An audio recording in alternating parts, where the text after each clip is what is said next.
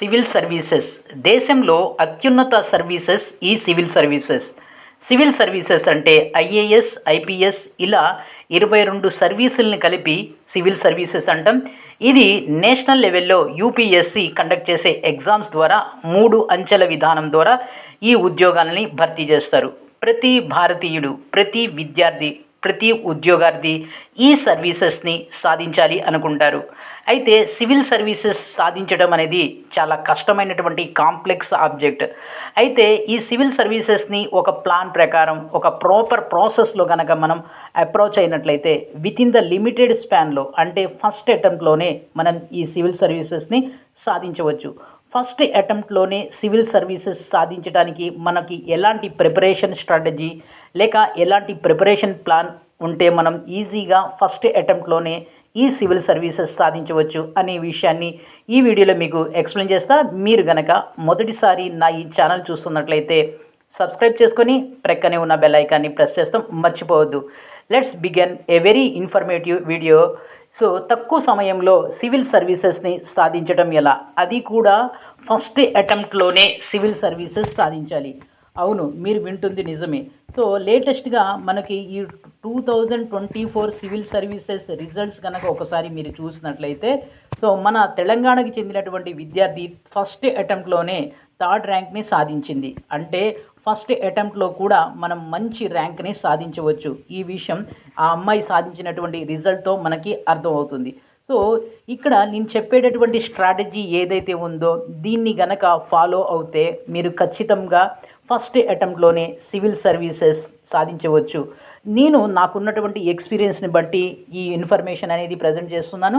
ఈ ఇన్ఫర్మేషన్ గూగుల్లో సెర్చ్ చేసి మీకు ప్రజెంట్ చేయడం లేదు. నేను 2014, 2015లో నేను ఈ సివిల్ సర్వీసెస్ రాయడం జరిగింది.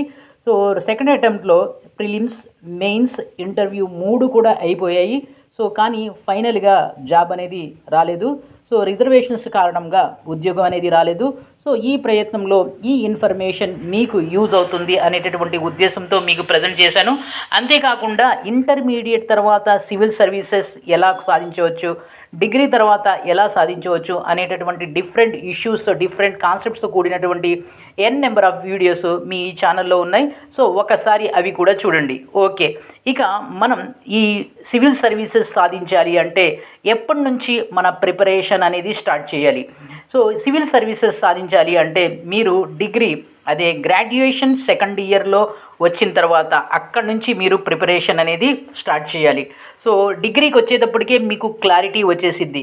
డిగ్రీ ఫస్ట్ ఇయర్కి వచ్చేసేటప్పటికే మీరు ఏం సాధించాలి అనుకుంటున్నారో దాని మీద మీకు 100% క్లారిటీ ఉంటుంది. కాబట్టి మీరు డిగ్రీ సెకండ్ ఇయర్లోనే ఈ ప్రిపరేషన్ని స్టార్ట్ చేయాలి. ఈ ప్రిపరేషన్ని ఎలా స్టార్ట్ చేయాలి? ఓకే, ఈ ప్రిపరేషన్ని స్టార్ట్ చేయాలి అంటే ఒక లాంగ్ టర్మ్ ప్లాన్ అనేది మీరు తయారు చేసుకోవాలి. ఈ లాంగ్ టర్మ్ ప్లాన్ అనేది కనీసం 3 to 4 ఇయర్స్ లాంగ్ టర్మ్ ప్లాన్గా ఉండాలి. సో మీ ప్రిపరేషన్ అనేది దానికి తగ్గట్లుగా ఉండాలి. మీరు కంటిన్యూటీ అనేది ఉండాలి, డెడికేషన్ అనేది ఉండాలి.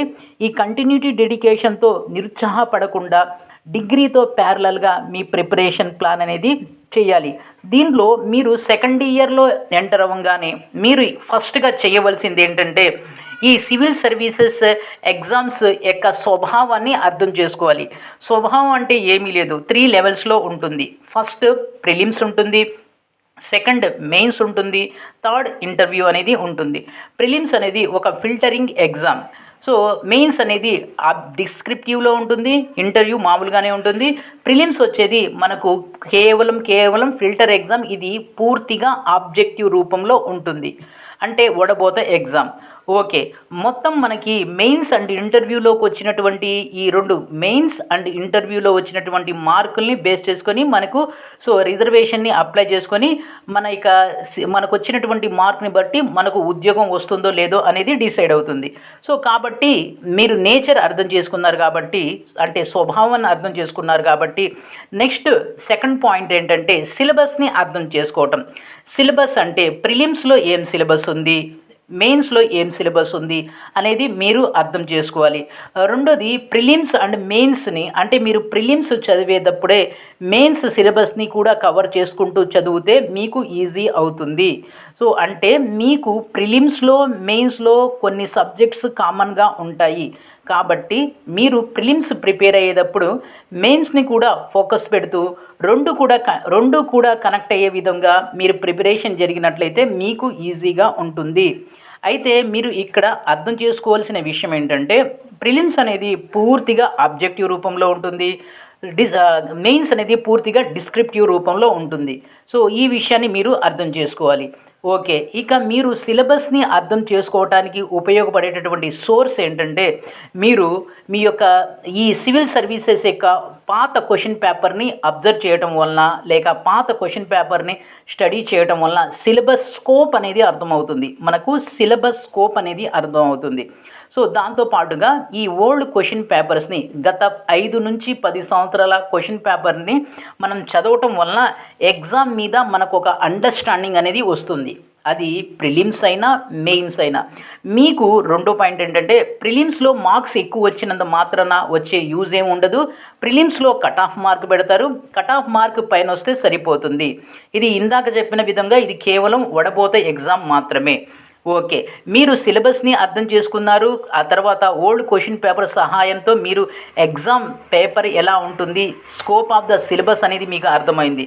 నెక్స్ట్ మీరు డిగ్రీ సెకండ్ ఇయర్ ఉన్నప్పటి నుంచి మీరు చేయవలసిన పని ఏంటంటే నేషనల్ న్యూస్ పేపర్స్లో ఉండేటటువంటి ఎడిటోరియల్ పేజ్ని రెగ్యులర్గా చదువుతూ దానికి సంబంధించి ఓన్ నోట్స్ని ప్రిపేర్ చేసుకోవాలి. రెగ్యులర్గా మీరు ద హిందూ ఇలాంటి న్యూస్ పేపర్ని చదువుతూ ఆ న్యూస్ పేపర్లో ఎడిటోరియల్ పేజ్ ఉంటుంది. ఈ ఎడిటోరియల్ పేజ్ని మీరు చదివి దానికి సొంతగా నోట్స్ రాసుకోవటం అనేది చాలా చాలా అవసరం. జిఎస్ని మీరు కవర్ చేయాలి. జిఎస్లో మంచి మార్కులు, జనరల్ స్టడీస్లో మంచి మార్కులు తెచ్చుకోవాలంటే this is the best way అనమాట. సో నెక్స్ట్ మీరు దీంతో పాటుగా మీరు నెక్స్ట్ చేయాల్సింది ఏంటంటే మీరు డిగ్రీ సెకండ్ ఇయర్కి వచ్చిన తర్వాత ఎన్సీఈఆర్టీ బుక్స్ని గేదర్ చేసుకోవాలి.